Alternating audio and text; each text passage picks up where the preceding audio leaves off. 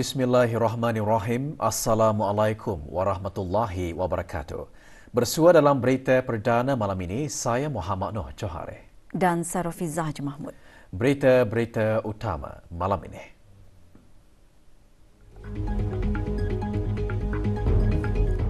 Kebawah Duli Yang Maha Mulia Paduka Seri Baginda Sultan dan Yang di-Pertuan Negara Brunei Darussalam bertitah menegaskan perlunya isu pemanasan global dan meningkatnya penyakit mental sama-sama diberi perhatian mendalam oleh semua pihak.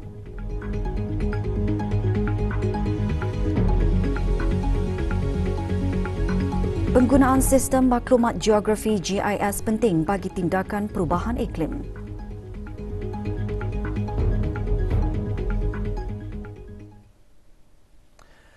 Kebawah Duli Yang Maha Mulia Paduka Seri Baginda Sultan Haji Hassan Al-Bolkiah Muizzaddin Wad Daulah Ibni Almarhum Sultan Haji Omar Ali Saifuddin Saadul Kariwaddin Sultan dan Yang di-Pertuan Negara Brunei Darussalam bertitah menegaskan mengenai perlunya isu pemanasan global dan meningkatnya penyakit mental sama-sama diberi perhatian mendalam oleh semua pihak.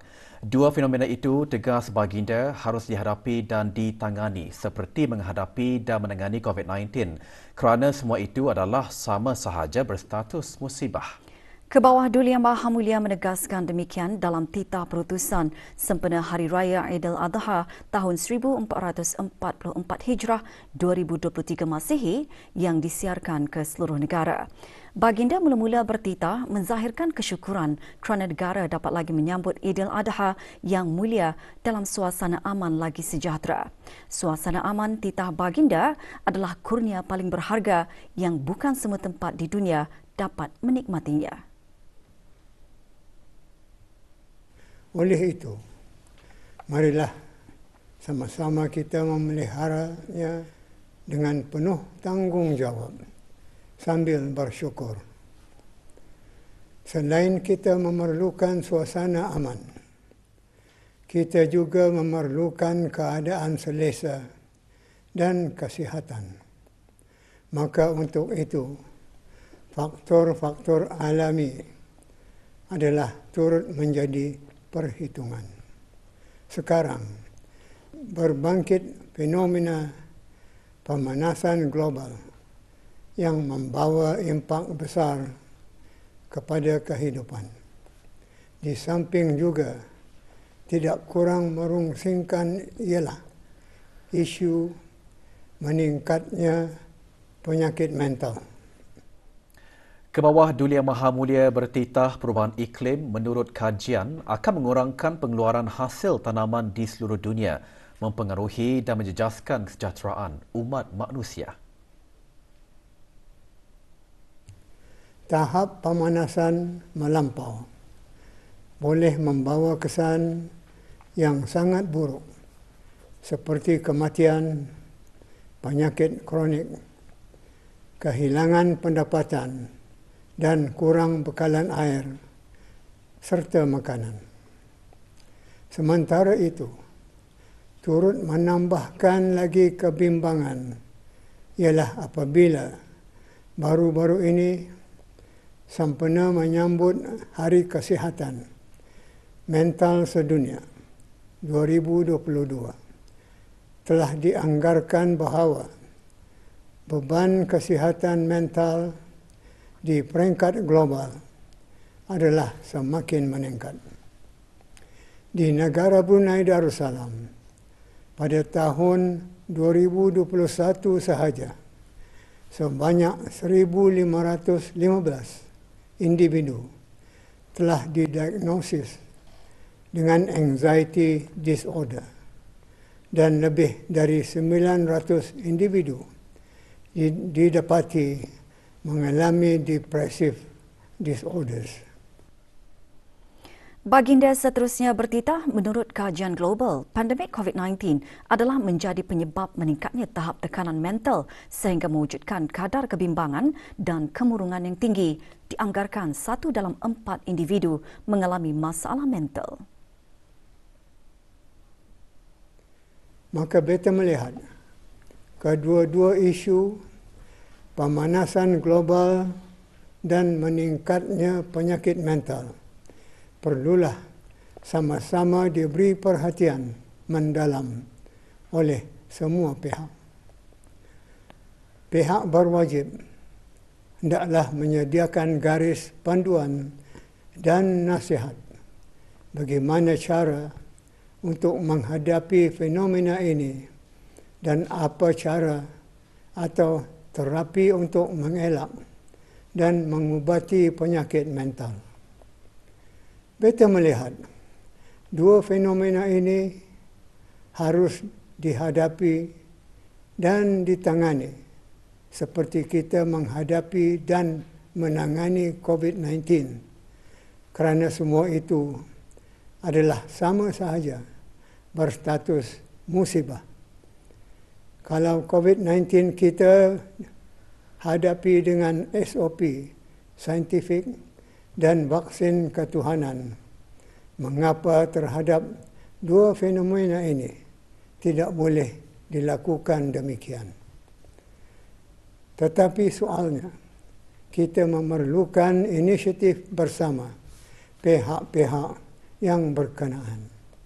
Misalnya, mengenai gejala mental, beta telah pun mengikuti dan membaca dua ceramah utama oleh pihak kesihatan dan pihak agama, di mana kedua-duanya mengemukakan pendekatan berbeza tetapi sama-sama mempunyai nilai signifikan yang boleh dijelmakan menjadi tindakan bersepadu mengenainya. Tetapi belum ada kedengaran usaha ke arah itu. Kebawah Duli Yang Maha Mulia dalam titah juga menyarankan pihak-pihak berkenaan untuk bersama-sama memikirkan pendekatan rawatan bagi penyakit mental. Pendekatan pihak agama melihat bahawa penyakit mental itu pangkalannya ialah di hati. Dan penyakit hati pula menurut Al-Quran ubatnya ialah zikir. Pendekatan ini pada hemat beta amatlah menyuntik untuk difikirkan sebagai salah satu jenis rawatan di pusat-pusat perubatan. Pihak-pihak berkenaan kesihatan dan agama sangat elok untuk menunduki perkara ini bersama-sama. Mengenai fenomena pemanasan titah baginda, rakyat dan penduduk di negara Brunei Darussalam patut sama-sama peka untuk sentiasa berhati-hati kerana cuaca yang sangat panas boleh membawa kesan buruk kepada tubuh badan seperti contohnya boleh membawa kepada strok haba.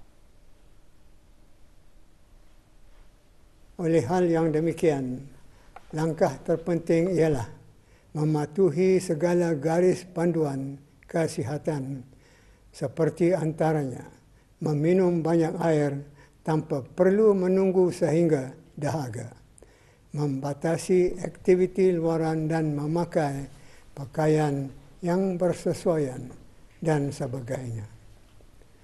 Kerana pemanasan melampau juga adalah suatu musibah, maka kita orang-orang Islam janganlah lupa untuk membanyakkan doa dan ibadat kepada Allah Subhanahu wa taala dengan memohon supaya kita dan negara diberikan perlindungan oleh Allah daripada kesan pemanasan yang membahayakan itu. Baginda mengakhiri titah dengan mendoakan semoga jemaah haji negara akan sentiasa mendapat perlindungan dan pemeliharaan Allah Subhanahu wa taala. Beta juga berharap supaya para jemaah haji kita di Tanah Suci akan sama-sama mengambil ingatan bagi melindungi diri masing-masing daripada kesan pemanasan melampau yang menjejaskan kesihatan dan keselamatan. Semoga mereka akan sentiasa mendapat perlindungan dan pemeliharaan Allah Subhanahu wa taala di sepanjang kerja-kerja haji serta juga akan beroleh haji yang mabrur. Amin. Untuk akhirnya, Beta dan keluarga Beta sukacita mengucapkan selamat Hari Raya Aidiladha Al-Mubarak kepada seluruh rakyat dan penduduk yang beragama Islam di mana sahaja mereka berada. 27 orang graduan yang berjaya memperoleh keputusan kepujian kelas pertama peringkat ijazah sarjana muda setelah tamat pengajian pada tahun 2022 diraikan dalam Majlis Anugerah Graduan Cemerlang 2023. Para graduan berkenaan adalah mahasiswa di bawah skim Beasiswa Kerajaan ke bawah Duli Yang Maha Mulia Paduka Seri Baginda Sultan dan Yang di-Pertuan Negara Brunei Darussalam ke luar negeri dan skim bantuan pinjaman pendidikan. Yang berhormat Datin Seri Setia Dr. Daeng Haji Romaizah binti Haji Muhammad Saleh, Menteri Pendidikan, menyampaikan pelak dan sijil pencapaian kepada para graduan. Selain memberi pengiktirafan terhadap usaha para graduan, majlis umpamanya juga bertujuan untuk memberi inspirasi dan galakan kepada pelajar-pelajar lain agar lebih bersemangat untuk meraih kejayaan dalam pengajian mereka. Majlis diingkayahkan oleh Kementerian Pendidikan melalui Jabatan Pengurusan Beasiswa petang tadi. Laporan Wawasan Brunei 2035 mengongsikan perkembangan pelaksanaan dan pencapaian Wawasan Brunei 2035 bagi tempoh tahun 2015 hingga 2022.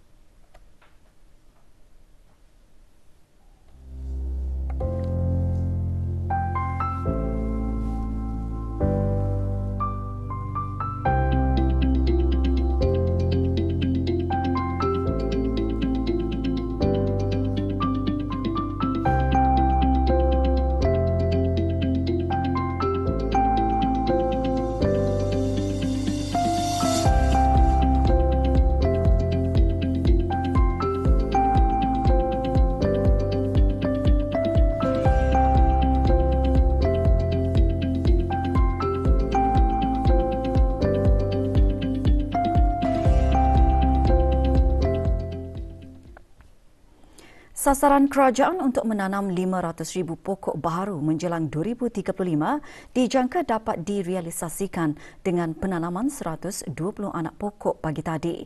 Aktiviti penanaman pokok bersempena dengan Minggu Alam Sekitar bertemakan Road Towards a Sustainable Environment #BeTheSolution diadakan di Pantai Muara. Menyertai aktiviti penanaman pokok, Dr. Dayang Nur Imtihan binti Haji Abdul Razak, Setiausaha Tetap Perancangan Guna Tanah dan Alam Sekitar Kementerian Pembangunan. Aktiviti penanaman pokok dan membersihkan pantai diadakan bersempena persidangan dan pameran pertengahan tahun Brunei MYCE dan sambutan ulang tahun ke-50 Hari Alam Sekitar Sedunia. Anak-anak pokok disumbangkan oleh Syarikat Minyak Brunei Shell Sendirian Berhad BSP dan Bank Islam Brunei Darussalam BIBD. Sementara itu, 137 kg sampah berjaya dikutip semasa aktiviti membersihkan pantai. Pengeluaran gas rumah hijau dipantau menggunakan data satelit jarak jauh. Selain itu, penggunaan sistem maklumat geografi GIS penting bagi tindakan iklim dan strategi bagi pengurusan bencana. Perkara tersebut antara yang disentuh semasa seminar Observe Harnessing Geospatial Intelligence for Climate Change. Seminar selama sehari itu diadakan di Makmal Inovasi Brunei, Kampung Anggerik Desa. Seminar yang diadakan sempena persidangan dan pameran pertengahan tahun Brunei MYCE ini antara lain sebagai platform untuk bertukar-tukar idea dan mengukuhkan kerjasama pelbagai sektor. Dianjurkan oleh Network Integrity Assurance Technologies NIAT Sdn Berhad, seminar juga menyentuh mengenai alat dan teknik perisian GIS yang membantu memantau dan mengurangkan perubahan iklim. Sementara itu, petang tadi, para peserta berpeluang mengetahui lebih lanjut mengenai penggunaan GIS dalam operasi perubahan iklim. Seminar dihasrat bagi meningkatkan kesedaran mengenai impak perubahan iklim selain membantu memperluas analisis perubahan iklim di negara ini.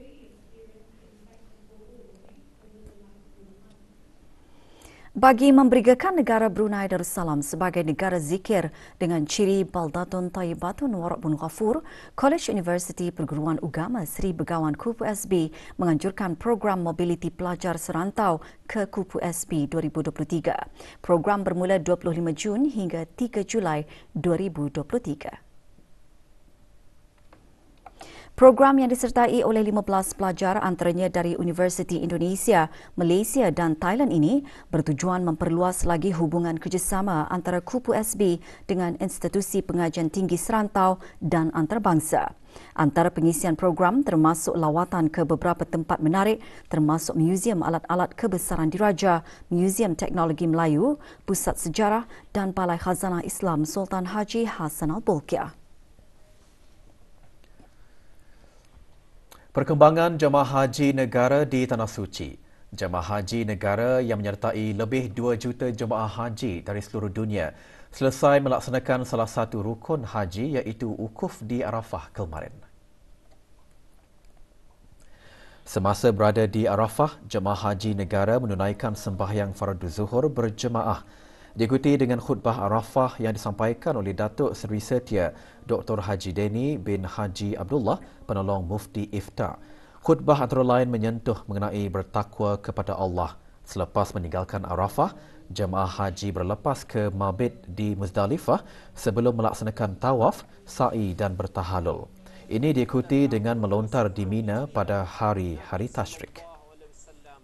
Telah menyampaikan khutbah al-wada' di hadapan lebih 140,000 kaum muslimin. Musabaqah membaca Al-Quran bahagian dewasa peringkat akhir kebangsaan tahun 1444 Hijrah bersamaan 2023 Masihi akan diadakan selama 3 hari berturut-turut pada 4, 5 dan 6 Julai 2023. Acara diadakan di Dewan Plenari Pusat Persidangan Antarabangsa Berakas bermula pukul 7.30 malam. 6 qari dan 6 qari'ah akan menyertainya.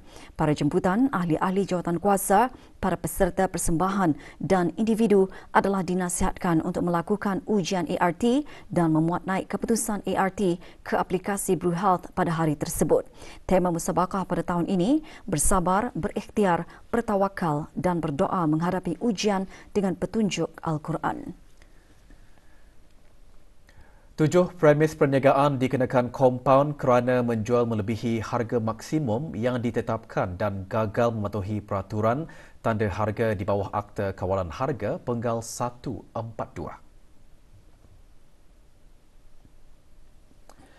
Jabatan Perancangan Ekonomi dan Statistik JPES di bawah Kementerian Kewangan dan Ekonomi dalam siaran medianya memaklumkan pemeriksaan rutin penguatkuasaan Akta Kawalan Harga Penggal 142 mendapati 3 buah premis perniagaan menjual minyak masak melebihi harga maksimum yang ditetapkan. Manakala 4 buah premis perniagaan didapati gagal mempamerkan tanda harga atau tanda harga tidak selaras dengan harga di dalam sistem pembayaran.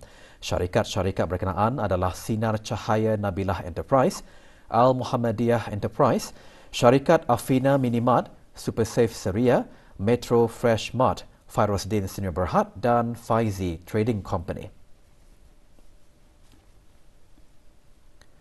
Pada awal hingga pertengahan bulan Jun 2023, 3 notis amaran dikeluarkan kepada 3 buah premis perniagaan atas beberapa kesalahan di bawah Akta Kawalan Harga Penggal 142 termasuk menjual minyak masak melebihi harga maksimum yang ditetapkan dan mempamerkan tanda harga yang tidak selaras dengan harga yang tercatat di dalam sistem pembayaran bagi beberapa barang harian.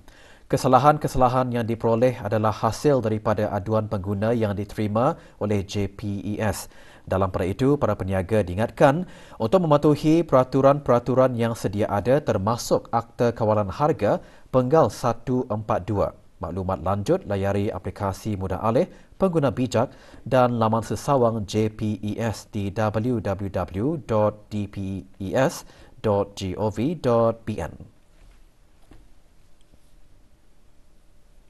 7 buah syarikat dikenakan kompaun kerana melanggar peraturan-peraturan perancangan bandar dan desa komposisi kesalahan 2018 semasa operasi Opkemas. Operasi dijalankan oleh pihak Autoriti Perancang, Jabatan Perancang Bandar dan Desa di Mukim Sengkurung, Mukim Pengkalan Batu dan Mukim Brakas. Dari jumlah tersebut, 6 buah syarikat dikenakan kompaun bagi kesalahan pertama berjumlah RM250, manakala sebuah syarikat dikenakan kompaun bagi kesalahan kedua berjumlah RM500. Syarikat-syarikat terbabit diberikan tempoh 7 hari untuk menjelaskan denda tersebut. Kesalahan yang dilakukan termasuk meletakkan, menggunakan, menghalang, mempamerkan barang-barang di kawasan petak letak kenderaan, kawasan kaki lima dan kawasan landskap di premis perniagaan dan perusahaan tempat syarikat-syarikat berkenaan beroperasi. Sementara itu, 24 buah syarikat juga dikeluarkan surat amaran. Brunei DPMMFC meneruskan saingan Liga Perdana Singapura malam ini menentang Geylang International. Perlawanan ketika ini sedang berlangsung di Stadium Town Square, Tampines Hub. Geylang International setakat ini menghuni kedudukan ke-5 Liga dengan mengutip 19 mata hasil 14 perlawanan. Manakala Brunei DPMMFC dengan 14 mata hasil 15 perlawanan menghuni kedudukan ke-8 Liga.